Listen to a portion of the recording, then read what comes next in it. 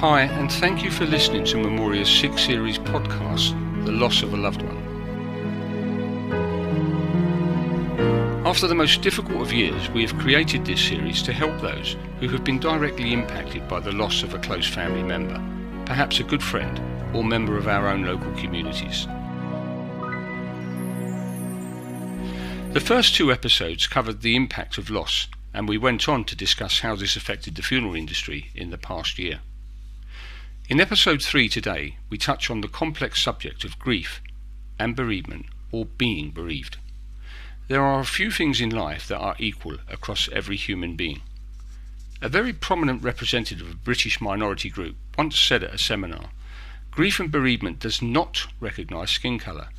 It was one of those quotations you hear during your life or career that is forceful, in this case poignant, purposeful, powerful, and yet very true.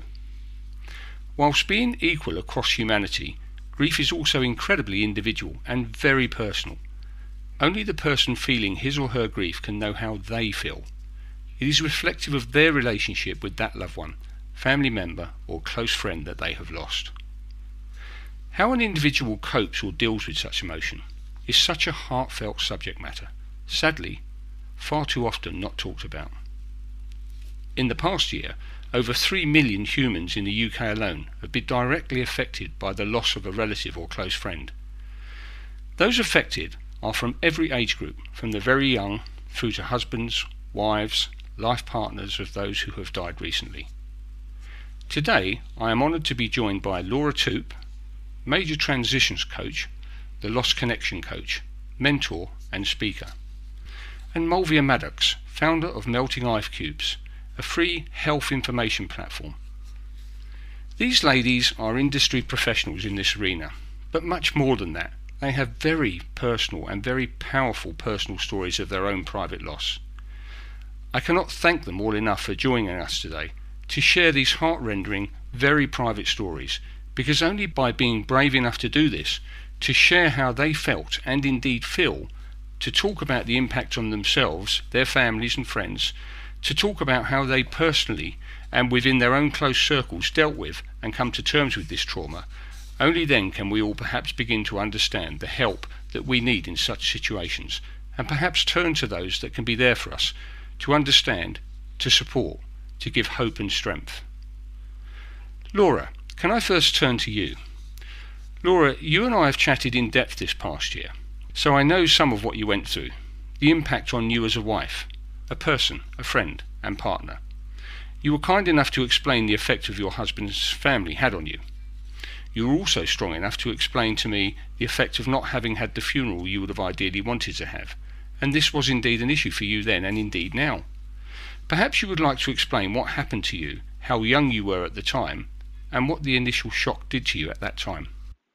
Yes, Frank, and thank you, Frank and Memoria, for inviting me to be part of your podcast series. I'm hopeful my experience can be of value to others, so their path may be a little less painful to travel. So Chris, my husband, was diagnosed with stage 4 pancreatic cancer in July 2014.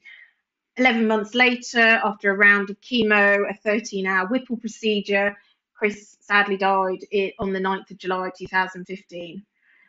Chris's demise had been pretty rapid, none more so than when we returned to the hospital for what turned out to be the last time. Chris had somewhat buried his head in the sand over what was happening, if I'm honest, and I'm not sure I was really ready to listen to it either. I suppose you're always hopeful that you would get a different outcome. That was obviously until he took his last breath.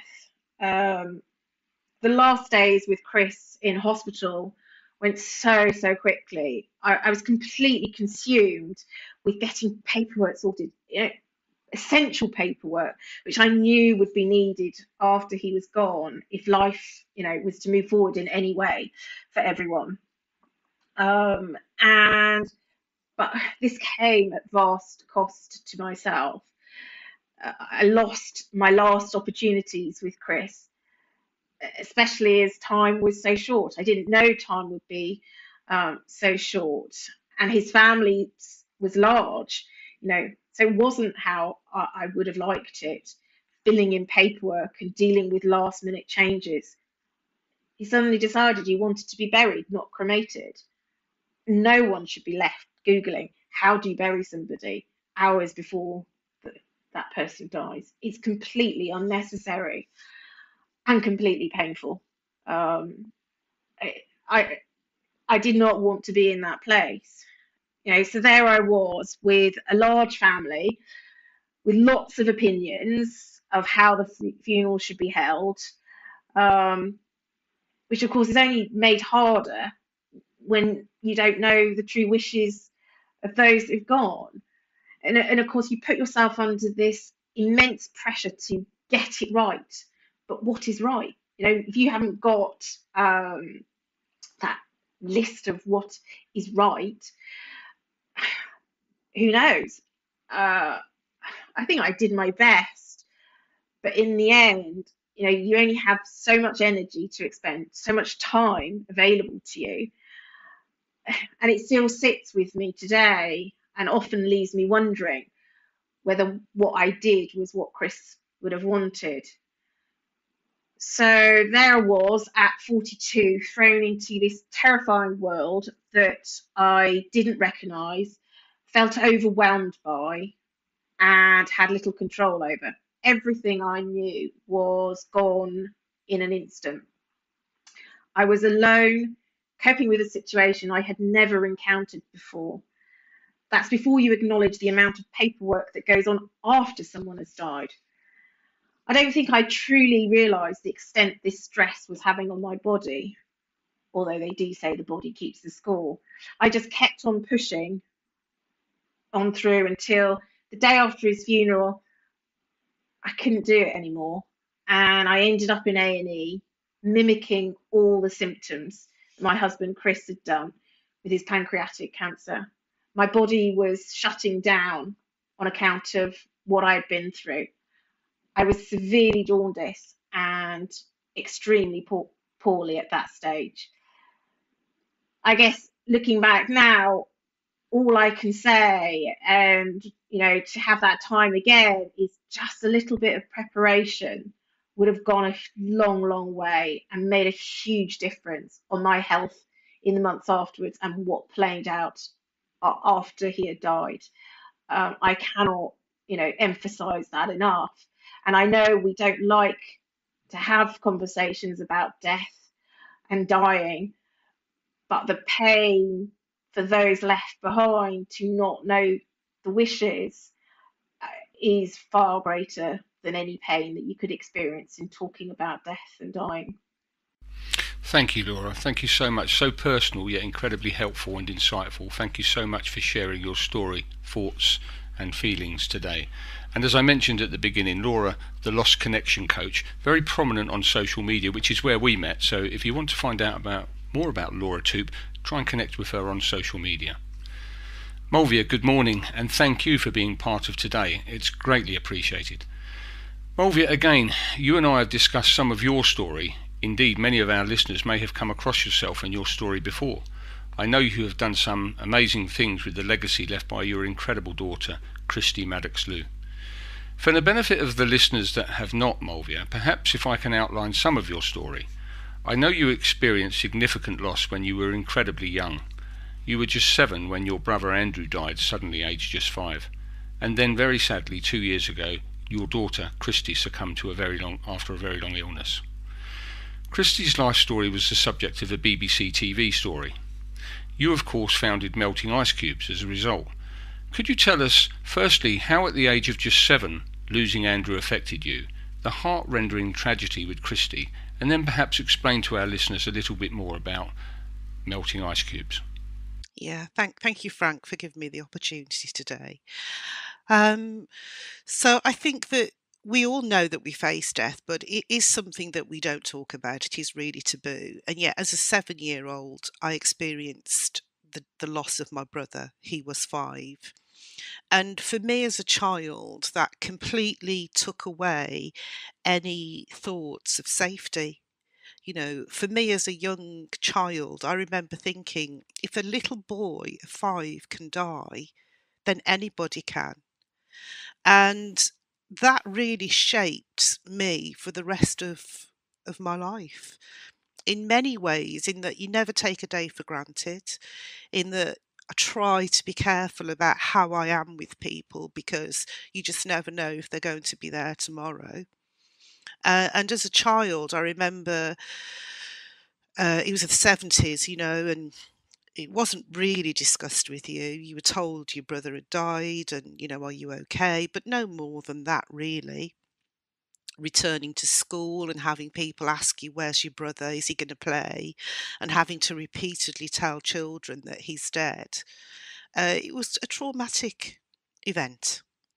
And I think what that did was that when I grew up and had my own children, I always had fear around, would they grow up? And I used to feel that, this had really left a mark on me, the fact that Andrew had died. And I can remember feeling relief as each child passed the milestone age of 5 and feeling that, that's okay, I've got them over that then.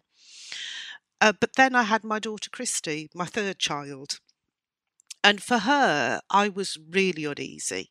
Just little things that I saw that I just felt something was wrong. She was a bright, cheerful little girl. She was like a bottle of pop. She bounced everywhere. But I knew that there was something wrong. And when she was 2, I started taking her to the hospital and the doctors, but nobody would listen. It was to be 6 years before I could get the tests that I wanted. And in fact, she was diagnosed with a genetic condition. The condition that I had found myself through research, Friedreich's ataxia. And the headlines for that was that it was a genetic condition, it was degenerative, it would impact her muscles, it would shorten her life.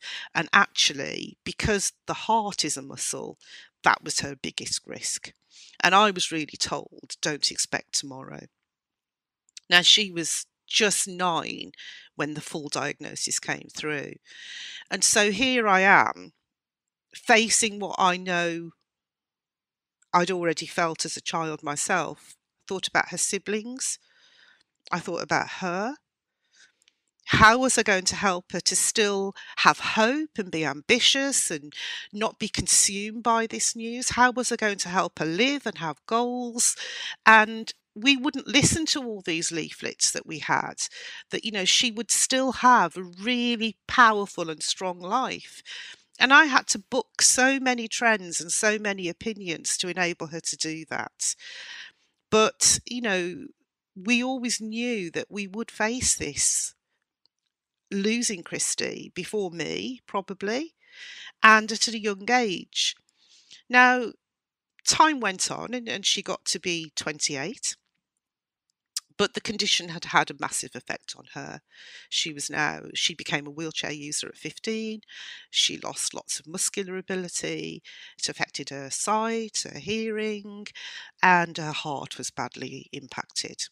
So if I can distill everything down into her last 6 weeks, Christy was really poorly by now.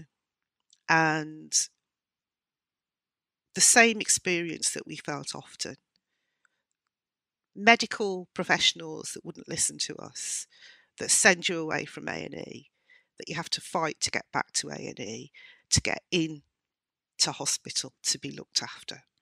This happened, and she ended up eventually in hospital after 8 days of fighting, and we never took her home. So in that last 6 weeks, we knew that we were going to lose her. She knew she was going to die. She was actually very accepting of this fact, and she wanted to die, as stark as that sounds, because the years preceding where we hadn't listened to and therefore damage wasn't dealt with early on and had left its impacts, she was suffering that, and she felt that the quality of her life was so reduced now that she really didn't want to continue alive.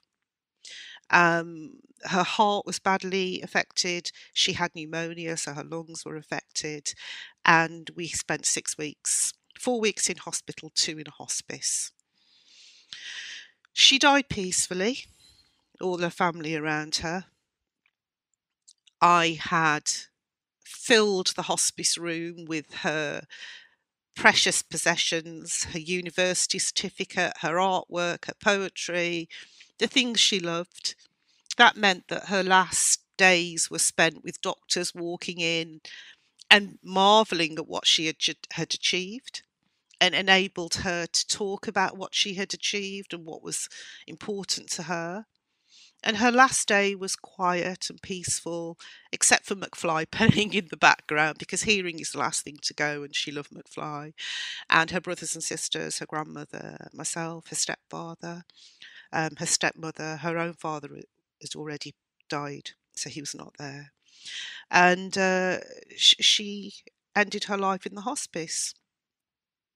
Now, after she died, I was able to spend the night with her in the room where she died, because they were going to leave her there alone. And that didn't feel right to me. I'd spent the last 6 weeks with her by her bedside, and I wanted to be with her. And we spent a very peaceful night together, and I was able to wash her, put her into her last clothes, which was a nightie that I knew she loved, and I was able to care for her and spend the last night in peace. So for me, those things were very, very important. After she died, she had told me where to find things. So there were cards that she had left for her siblings.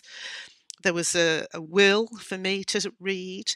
There were messages about how she wanted her funeral to be. She was a very directive young lady. And, I was able to carry out her wishes and give the things that she wanted to give to people, to her nephews, her nieces, her brothers, her sisters. And she had a voice, and she died with dignity. The other legacy that was left is Melting Ice Cube's health. Because for us, it was information all along her journey that enabled us to challenge, to enable us not to be quiet when we didn't think things were right, to challenge medical opinion, to challenge decisions that were made on the approach to managing her condition. And we felt that that was really important, because Christy knew she was going to have a short life, but while she was alive, she wanted to live. And that's why we created Melting Ice Cube's Health, so that you can go there and find out information about your condition and live better. How has this impacted me? 1 month after her funeral, I came down with horrendous facial paralysis. My face was reduced to just 23% in capacity. It was terribly disfigured. I'm now repaired somewhat. My face, I'm told, is now at 85% capacity. But very much like Laura, really, I think the impact of this kind of trauma does play out in your body and the way that you are. And I feel that for me, it's just 2 years in. Christy's anniversary of her death is April the 11th, so we're just coming up to 2 years. I feel passionately that it is something that we should talk more openly about. We will always be different, but there are some things that I feel are important, and that is being able to discuss what your wishes are, being able to die in dignity, and to feel that you have some control of how you say goodbye when a person has passed away. And that's what I intend to do with Melting Ice Cubes, is to include content on this subject there, so that people can be helped, and to also act as a signpost to some of the wonderful services that are around that can support you through these difficult times. Molvia, I can't thank you enough for joining us today. I mean, part of the title was the emotions and the journey, carrying on having suffered a loss, and you just explained those emotions so succinctly there. I mean, the fear for your own children because of what happened to your younger brother, relief when your children reached 5, and then in a way fear again when you were told don't expect tomorrow with Christy. An absolutely heart-rending story, and I think it's so important that you've shared that with us, and I hope that those that have listened today will get some benefit from that, and hopefully make contact with you if they're struggling in their own circumstances. Thank you so much. I'd like to thank all my guests today. It has been a privilege, an education, powerful and moving. Can I thank you for taking the time to listen today to the third of our 6-episode series, The Loss of a Loved One. Our next instalment, episode 4, will explore the history of funerals, the impact of the past year's events on the funeral industry, and we will discuss the future of funeral services, whilst considering the importance of choices when making decisions around the type of service that works for both the deceased and, just as importantly, those who are experienced the service and living with loss thereafter. I will be joined by Jameson Hodgson, Business Development Director and Head of HR at Memoria. Episode 5 will talk about choosing the very individual person that leads a family in their loved one's funeral service. This could be a celebrant, sometimes a religious leader. Families on occasion opt for a humanist approach, and more recently we've seen a growing number of families delivering the service themselves. Our final episode in this series, episode 6, will look back at what we've discussed in the previous 5 productions and very much focus on hope. Some very well respected bereavement professionals will be taking part in this final instalment. For further information to ask any questions on today's discussion, please contact me directly via LinkedIn or at memoria.org.uk. These podcasts are free to listen to via Amazon, YouTube and Spotify. For further information, please contact me directly and I will happily provide you with the link. Thank you for taking the time to listen.